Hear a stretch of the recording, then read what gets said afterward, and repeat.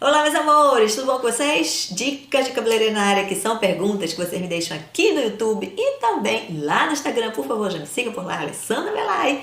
Este é o meu Instagram e lá eu também dou muitas dicas de cabelo e eu tô sempre por lá.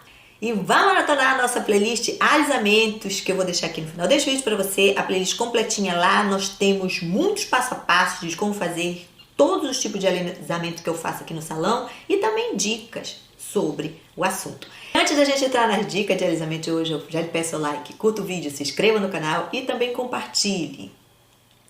Recebo muito essa pergunta aqui, né, em live, aqui também no YouTube. Progressiva mais coloração. Como fazer, dar certo? Ou alguma pergunta parecida com essa. Gente, olha, o que a gente pode fazer, tá? Para ter as duas no cabelo, né? Essas duas químicas no cabelo, eu vou trazer 3 dicas aqui matadoras para vocês. A primeira é que o cabelo tem que ser grosso, de médio para grosso. Cabelo fino não aguenta 2 tipos de química. Pode ser qualquer uma delas, né? Que de repente você tem um alisamento, quer colorir, não vai dar certo. Pode ser que esse cabelo seja bem saudável, né? Apesar de ser fino, mas ele não vai aguentar muito tempo, então vai quebrar. Agora, um cabelo de médio para grosso, ele já aguenta mais o trampo. A gente pode começar aí com essas dicas de um cabelo de médio para grosso.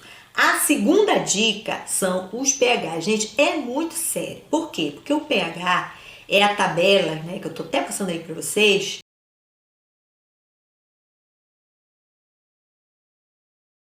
Essa tabela de pH, ela é que dá um norte, né, pra gente saber o quanto o cabelo ele aguenta. Então a gente tem que ficar muito ligada nessa tabela de pH. Então, o que eu falo aqui para vocês é que as progressivas que têm um pH ácido, né? Olha, gente, os pHs perigosos, ácido, é 1, 2 e 3. E os pHs alcalino, né, que também tem um outro extremo da tabela do pH, que é o 12, 13 e 14. Então, esses pHs, a gente tem que ter muito cuidado com eles, são chamados de pH perigoso.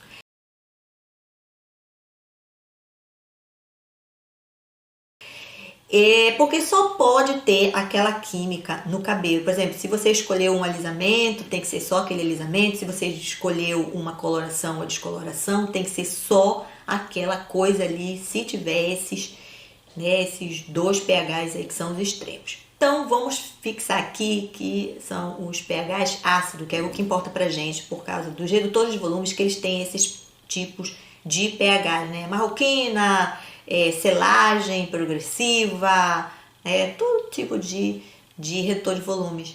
Agora, quem deve usar, que quer ter os dois no cabelo, né, uma coloração e uma descoloração, também vai entrar, né, nessa história, ou uma coloração, quer ter os dois, então quer colorir, né, e quer ter o cabelo liso.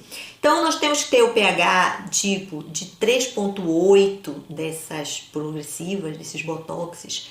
3,8, 4 ponto alguma coisa, tá? Porque existe essas progressivas, só que tem um problema, elas não vão alisar o cabelo. Tipo, não vai dar aquele liso de japonês, né? Tipo, se o cabelo é bem crespinho na raiz, eu posso dar um exemplo pra vocês, né? Um cabelo bem crespinho na raiz, ele vai só, com esse tipo de progressivas, com esses pHs, vai soltar os cachos, vai diminuir o volume, tipo, vai dar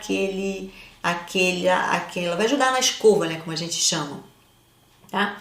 Mas não vai alisar 100% esse cabelo. Então, eu vou dar mais uma dica extra aqui, que eu sempre dou, né, uma dica extra no vídeo. Eu indico para quem quer ter aquele liso de japonês, digo o chocolate de amônia, faça a definitiva. Aqui na nossa playlist, passo a passo, nós temos vários passo a passo de como fazer a definitiva no cabelo, colorindo esse cabelo também. Vai lá, para você entender.